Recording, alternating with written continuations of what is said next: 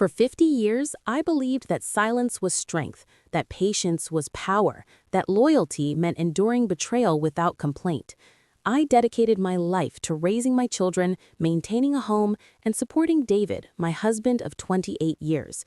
To the outside world, we were flawless, a family admired, a marriage envied. But I had been blind. David had stolen more than my trust. He had stolen my career, my ambitions, my very identity. Behind polite smiles and public appearances, he orchestrated a life of deception, cheating emotionally, financially, and legally. For decades, I remained invisible, my voice silent.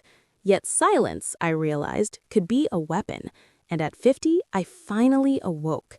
Mara, my lifelong friend, was relentless and sharp. Together, we uncovered hidden bank accounts, forged contracts, and emails revealing David's betrayal. That morning, I felt something unfamiliar, clarity paired with righteous anger. I would reclaim my life, my dignity, my story. This was no longer revenge, it was liberation. 50 years, half a century. I had spent it building others' dreams while mine quietly withered. I had once been a respected architect, known for my designs and vision. David convinced me to focus on family, subtly, gently, with the kind of charm that makes your own ambition seem selfish.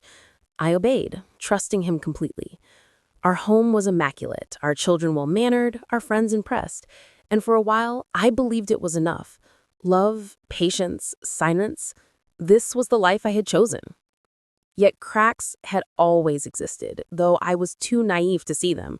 A husband who occasionally vanished for business trips too often, a subtle dismissiveness when I spoke of career plans, a hidden edge behind a smile. Mara was the first to notice. She had always had a sharp eye, the kind of friend who sees truths before you are ready to face them. She noticed discrepancies in David's finances, subtle anomalies that no ordinary spouse would detect. At first, I brushed it off. He was my husband, a father, a man respected by all. Surely she was mistaken. But the deeper we dug, the clearer the horrifying reality became.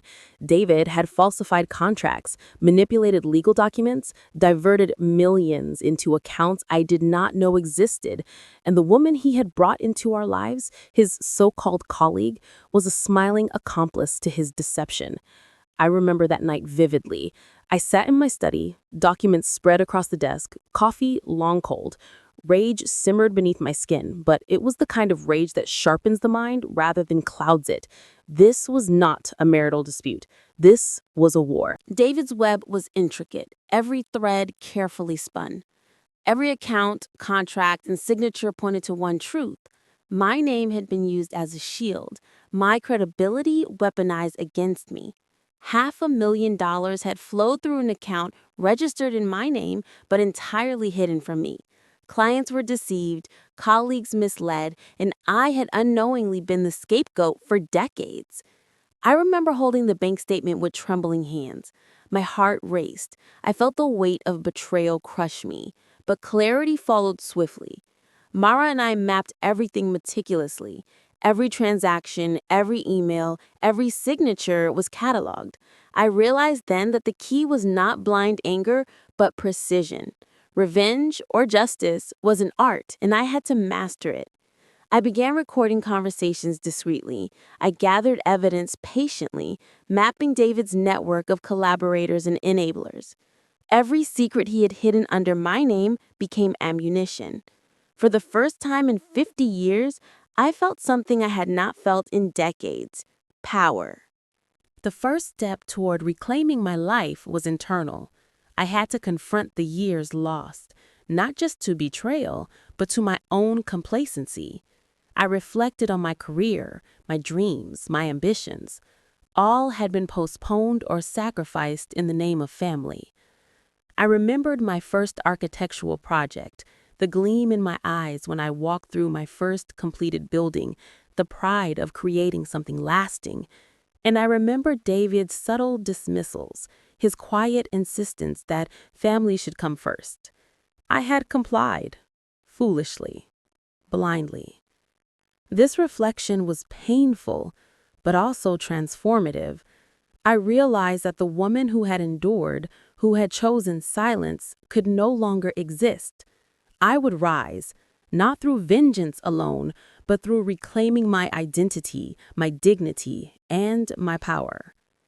Mara and I spent nights creating detailed timelines, mapping meetings, signatures, and suspicious transactions. Each lie David had spun became a thread we could unravel. Slowly, methodically, we prepared. Revenge is a subtle, patient art. One cannot lash out blindly. Precision is required. Our first move was small yet effective. Minor inconsistencies in finances began to appear to clients and colleagues, just enough to spark doubt. David noticed, of course, but he assumed it was the work of competitors or a coincidence.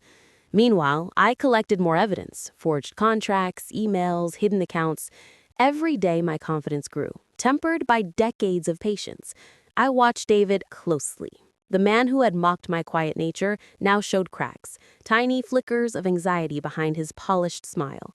I began reconnecting with former clients, subtly reminding them of my competence, my role, my vision. Seeds of doubt were planted carefully, methodically. As David's credibility wavered, I knew it was time to escalate. I confronted him privately, documents in hand, proof undeniable. He laughed, incredulous. "You, after 50 years, you think you can take me down?" I smiled, calm, composed, and utterly certain. 50 years, yes, experienced, patient, awake, and finally, unstoppable. He realized too late that the timid, compliant woman he had underestimated was gone. I was no longer a shadow in his world. I was the storm he had failed to anticipate. With all documentation collected, I went public, not for fame, but for justice. Articles, interviews, legal filings, all carefully orchestrated. David's empire unraveled before the eyes of the world. I reclaimed my life, my dignity, and my story. For the first time, the years I had spent silent mattered not in their loss, but in the preparation they had given me. I had learned, I had observed, I had waited, and now I had acted. Revenge is not only for the target, it is for the seeker. I cried, I laughed, I mourned decades lost. My children, once shielded from the truth, began to understand the man their father truly was. I felt free in a way I had not in decades. My silence had ended, my voice returned, my life belonged solely to me. Memories of my first architectural projects, of small joys in raising my children, of quiet evenings of reading and reflection, all of these now intertwined with the new sense of purpose and strength. I pursued dreams long delayed, I traveled, I learned, I connected with new people. I painted again, wrote again, spoke again. David's defeat was not born of rage, but of strategy, patience, and clarity. I, Eleanor, 50 years old, experienced and unbroken, reclaimed everything that had been stolen. I discovered the profound truth. The strength of a woman is often hidden, underestimated, and ignored, but when that strength awakens, it cannot be contained. Sitting by the window one evening, watching the sunset, I felt the weight of 50 years behind me, but the horizon ahead was mine. I was free. I was strong. I was awake.